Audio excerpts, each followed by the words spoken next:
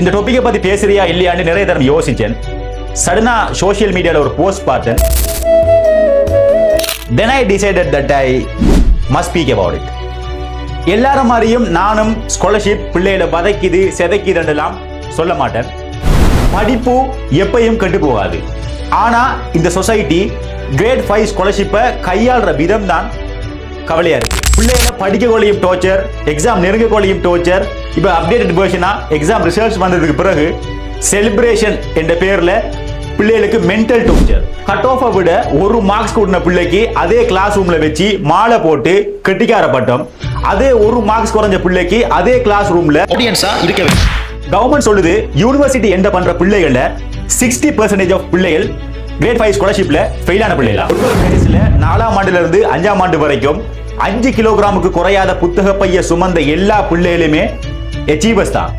ஒரு ஆள்ற வெற்றி எவ்வளவு ஃபுல்ஃபில் ஆகுதுண்டா அவர் எப்படி அதை செலிப்ரேட் பண்றாருங்கிற விதத்திலான் அந்த வெற்றியே ஃபுல்ஃபில் ஆகுது. அவ பெற்றுக்கொள்ற வெற்றி இன்னொரு ஆளுக்கு மன கஷ்டத்தை அவர் ஹர்ட் பண்ணுமெண்டா அந்த வெற்றியில எந்த பயனுமே இல்லை.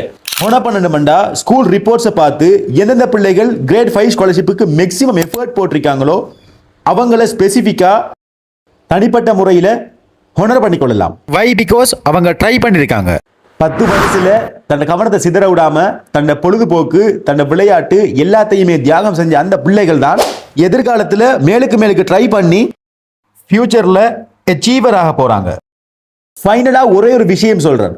Microsoft owner Bill Gates university drop out. Mark Zuckerberg, Facebook owner Mark Zuckerberg university drop out. ஹேட் உலகநாயகன் கமல்ஹாசன் கூட ஸ்கூல் ட்ராப் அவுட். இன்றைக்கு அவங்க எல்லாருமே யூனிவர்சல் பிராண்ட் ஆயிருக்காங்க.